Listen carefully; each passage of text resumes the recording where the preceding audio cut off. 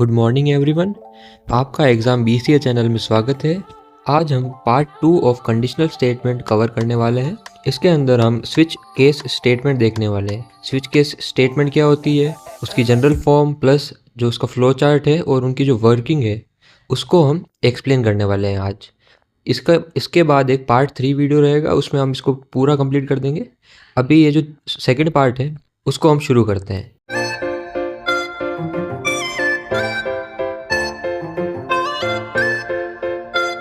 तो चलो अब हम नेक्स्ट सब पॉइंट देख लेते हैं जो कि है डिसीजन कंट्रोल का। तो उसका नाम है स्विच स्टेटमेंट। कहाँ यूज़ होती है, जैसे कि अभी मैंने आपको बताया इफ एल्स लेडर के अंदर कि हम मल्टीपल जो है कंडीशन अपना सकते हैं किसी लॉजिक में। तो उसके लिए देखो, अभी जैसे आप मल्टीपल कंडीशन देते हैं ना और उसका पर्टिकुलर स्टेटमेंट ब्लॉक भी आप बनाते हैं, तो उसके अंदर आपका जो लॉजिक है वो बहुत कॉम्प्लेक्स हो जाता है। पर उसकी जगह अगर आप स्विच स्टेटमेंट यूज़ करेंगे ना, तो वो डायरेक्टली आपकी इक्वलिटी चेक करेगा और डायरेक्ट वो पर्टिकुलर स्टेटमेंट ब्लॉक चला देगा, जो कि आपके प्रोग्राम की टाइम कॉम्प्लेक्सिटी कम करता है। टाइम कॉम्प्लेक्सिटी भी कम करता है और स्पेस कॉम्प्लेक्सिटी भी कम करता है। तो आप लिख सकते हैं कि ये जो है, we can make use of multiple if else statement in our program to control selection, however as the number of options goes on increasing, the complexity of program also increases. The program became difficult to read and understand. वही मैंने अभी आपको जो बात बताई कि जो programme होता है वो रन करना और एग्जीक्यूट करना अप टू डाउन हार्ड हो जाता है। C provides the switch statement to avoid the use of such series of if statements. The general form of, इसकी जो जनरल फॉर्म है वो आप देख सकते हैं। इसकी मैं आपको स्क्रीन पे आ गई होगी आपके। मैं आपको इसकी वर्किंग बता देता हूँ। तो पहले तो स्विच जो है वो एक कीवर्ड है। कीवर्ड के बारे में भी हम पढ़ेंगे आगे सी प्रोग्राम के अंदर। सी प्रोग्राम के ये सब टॉपिक्स हैं वो हम पढ़ेंगे। तो स्विच जो है वो एक कीवर्ड है। कीवर्ड क्या होते हैं, रिजर्व वर्ड्स होते हैं ये सी प्रोग्राम में। ये जो रिजर्व जो वर्ड्स होते हैं ना, उनको आप एज अ आइडेंटिफायर इस्तेमाल नहीं कर सकते किसी वेरिएबल के नाम के लिए, ये आप याद रखिएगा। तो जो स्विच जो कीवर्ड है उसके बाद हमने पैरेंथेसिस में कंडीशन दी है। ये सेम है इफ़ कंडीशन के जैसे, जिसमें हमने इफ़ जो है वो भी कीवर्ड ही है, उसके बाद हमने पैरेंथेसिस में कंडीशन दी थी। वैसे ही आप इसको याद रख सकते हैं, आपके लिए थोड़ा इजी होगा याद रखना। इसमें जो मेन बात है वो ये है कि उसमें हमने जो है टेस्ट कंडीशन दी थी, इसमें हम देते हैं इंटीजर एक्सप्रेशन। इंटीजर एक्सप्रेशन मतलब इसके अंदर जो है हम जो है कि वेरिएबल देंगे जो कि होगा इंट टाइप का। इंट क्या होता है, डेटा टाइप होता है। इंट की फुल फॉर्म इंटीजर। तो जो स्विच जो केस होता है ना, जिसके अंदर हम मल्टीपल जो है वो केस बनाते हैं, वो केस जो होते हैं वो एक पर्टिकुलर जो वेरिएबल है जो कि इंटीजर टाइप का, उस पर ही वर्क करेंगे। ये मैं आपको बताना चाह रहा हूँ। तो जैसे कि आपने बहुत सारे एग्जाम्पल के अंदर ये देखा होगा कि जो इंटीजर एक्सप्रेशन मैंने लिखा है उस जगह जो डेटा टाइप होता है वो कैरेक्टर भी होता है। तो जो प्रोग्राम जो एग्जीक्यूट होता है ना, तब वो कन्वर्ट करता है ये पर्टिकुलर अल्फ़ाबेट्स को इन ASCII कोड जो कि होते हैं बाइनरी लैंग्वेज में। और जो बाइनरी जो लैंग्वेज है वो किस में होती है, एक तरीके से क्या है, इंटीजर टाइप में ही तो है ना। तो इस प्रकार से इसलिए मैंने यहाँ लिखा है क्या, इंटीजर एक्सप्रेशन। तो ये याद रखिएगा, एग्ज़ाम में लिखेंगे तो आपकी एक्यूरेसी के मार्क्स भी वो देंगे कि भाई आप इधर क्या लिखते हैं। अभी कोई जैसे वेरिएबल का डायरेक्ट लिख देते वेरिएबल, तो वो भी सोचते हैं क्या वेरिएबल, पर अगर आपने लिखा है तो इंटीजर एक्सप्रेशन, तो ये बहुत ज़्यादा एक्यूरेट माना जाएगा आपके आंसर को। तो इसके अंदर क्या होगा, हम स्टेटमेंट ब्लॉक देंगे, सीधी बात है। तो पहले ब्रेसेस दिया है उसके अंदर। हाँ, इसमें मेन बात क्या है, इसमें मेन बात यह है कि इसके अंदर जो कंडीशन है ना वो हम ब्रेसेस के अंदर देते हैं। बल्कि उसमें क्या होता था, हमने जो कंडीशन है वो ब्रेसेस के बाहर देते थे। ये नोट कीजिएगा, आप अगर डिफरेंस में अगर क्वेश्चन आएगा तो आपके लिए बहुत इंपॉर्टेंट रहेगा ये बात। तो पहले जो कंडीशन है वो ये दे रखा है। पहली बात तो ये कि इसमें एक और, इसमें जो है वो 2 कीवर्ड अंदर काम आएंगे जो कि बहुत इंपॉर्टेंट है, याद रखिएगा। पहला है केस, सेकेंड है ब्रेक। ब्रेक जो है एक आगे हम एक और सब टाइप पढ़ेंगे, सब पॉइंट पढ़ेंगे डिसीजन कंट्रोल का, उसमें भी काम आएगा। पर पहले आप यहाँ पे पढ़ लीजिए जो कि है, क्या बोले मैंने अभी, एक तो पहला है केस और सेकंड है ब्रेक। केस के जो थ्रू है ना हम कंडीशन देंगे पहली वाली, और भी मल्टीपल कंडीशन दे सकते हैं जो कि होती है केस कीवर्ड के थ्रू ही दी जाती है इसमें। तो इस जनरल फॉर्म में हमने कैसे दिया है, एक केस दिया है, केस कीवर्ड बना है, उसके आगे हम कंडीशन। अब ये जो कांस्टेंट 1 लिखा है ना मैंने, इसका क्या मतलब है, जैसे कि चलो आगे हम एग्जांपल में समझेंगे, एक बार ये समझ लेते हैं। तो केस दिया है, फिर कांस्टेंट 1 दिया है, फिर उसकी पर्टिकुलर स्टेटमेंट चलेगी और ये ब्रेक हो जाएगा। इसका मतलब क्या है कि जो पर्टिकुलर जो शुरुआत की जो पहली जो हमने कंडीशन दी है ना, उस पर अगर कांस्टेंट 1 जो है वो इनपुट दिया गया है as per data value of integer expression, तो वो पर्टिकुलर स्टेटमेंट चला देगा। और उसको ब्रेक कर देगा। ब्रेक का क्या मतलब है, वो ये जो स्विच स्टेटमेंट है ना, उससे ही पूरा ब्रेक कर देगा। यूँ नहीं होगा कि आपको उसके बाद सेकंड कांस्टेंट पे ले जाएगा, थर्ड कांस्टेंट पे ले जाएगा, ऐसा नहीं होगा।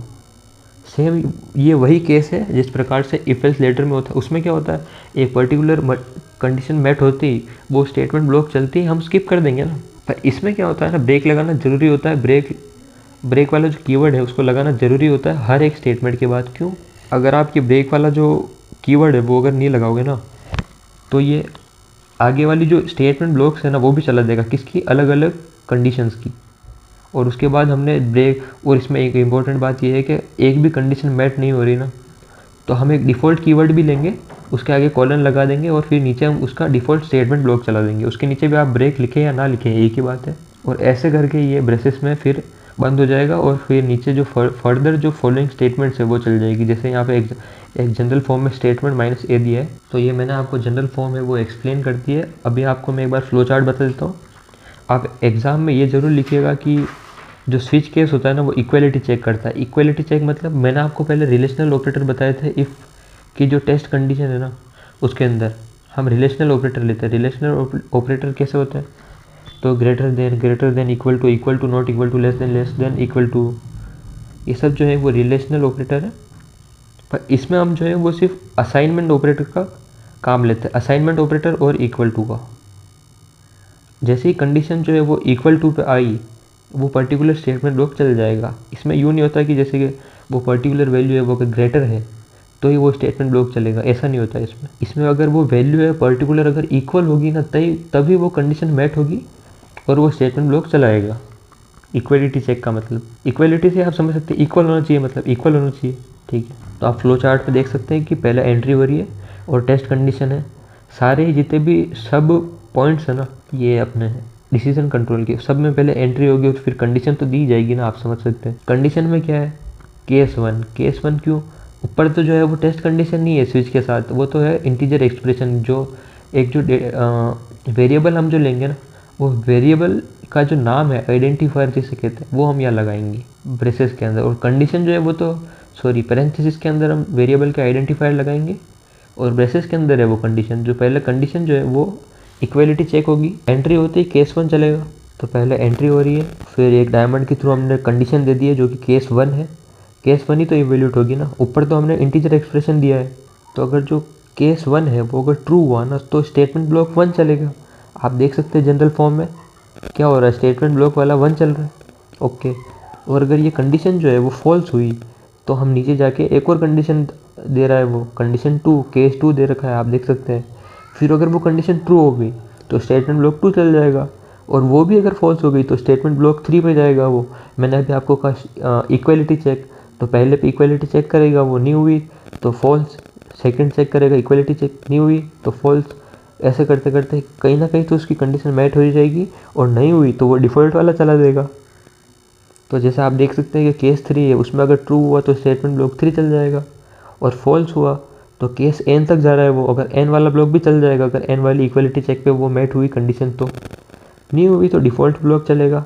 और ऐसे करके जो सारी कंडीशंस है वो कहाँ मैच हो रही है, जाके एक पर्टिकुलर पॉइंट पे मैच हो रही है, और फिर स्टेटमेंट -a चला रहा है वो। और इसमें इंपॉर्टेंट बात ये है कि जैसे ही पर्टिकुलर कंडीशन मैच हो रही है ना, तो आप देख सकते हैं कि वो पूरे लॉजिक से आपके स्टेटमेंट ब्लॉक की जो लॉजिक है ना उससे बाहर निकाल रहा है और डायरेक्ट आपको स्टेटमेंट -a पे ले जा रहा है डायरेक्ट। इसमें क्या क्या कीवर्ड इस्तेमाल हुए वो याद रखिएगा आप। तो इसमें कीवर्ड जो इस्तेमाल हुए वो है स्विच, केस एंड ब्रेक। इसका एक एग्जांपल है जो मैं आपको अभी बता देता हूँ। इसमें शुरुआत में ही हमने कमेंट दिया है, example to illustrate the example of the switch statement. मतलब क्या है इसका, कि सीधा मतलब यही है कि हम एक एग्जांपल दे रहे हैं जिससे हम इलस्ट्रेट करना चाहते हैं क्या स्विच केस की जो वर्किंग है, क्या यूज़ होता है, कैसे हम किस कंडीशन में हम यूज़ करेंगे, वो हम बताना चाह रहे हैं। तो पहले इंट में, पहले तो हेडर फाइल ले ली है स्टैंडर्ड इनपुट आउटपुट की, फिर हमने इंट मेन फंक्शन खोला है।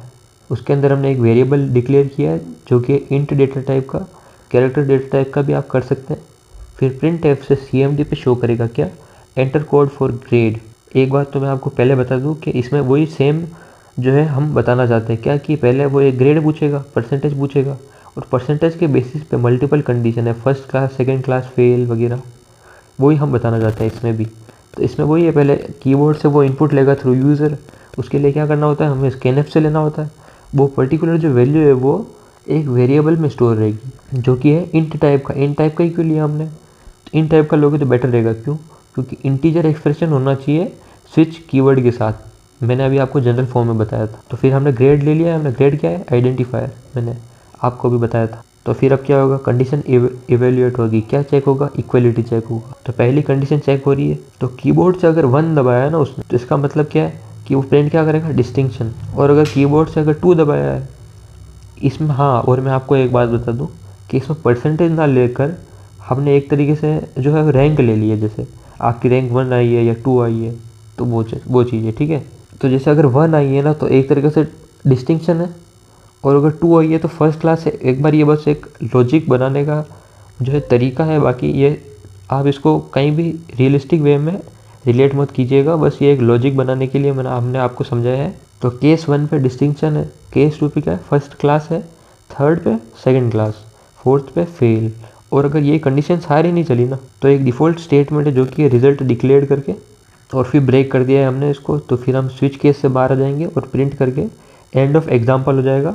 और ऐसे करके ये मेन फंक्शन भी क्लोज हो जाएगा और प्रोग्राम एग्जीक्यूट हो जाएगा। इसमें मेन बात यह है कि हर कंडीशन के बाद हमने ब्रेक लगाया है। ब्रेक कीवर्ड क्यों लगाया है, ताकि जो फर्दर आगे की जो कंडीशन है या फिर उनकी जो स्टेटमेंट्स है वो ना चल जाए। तो अब हमारा ये एग्जाम्पल भी कंप्लीट हुआ। तो चलो अब हम एक और नया पॉइंट देख लेते हैं जो कि है डिसीजन कंट्रोल का। तो नाम है उसका कंडीशनल ऑपरेटर। एक तो मेन बात ये ऑपरेटर है। तो आपका ये पार्ट 2 कंप्लीट हुआ। Thank you, like and share.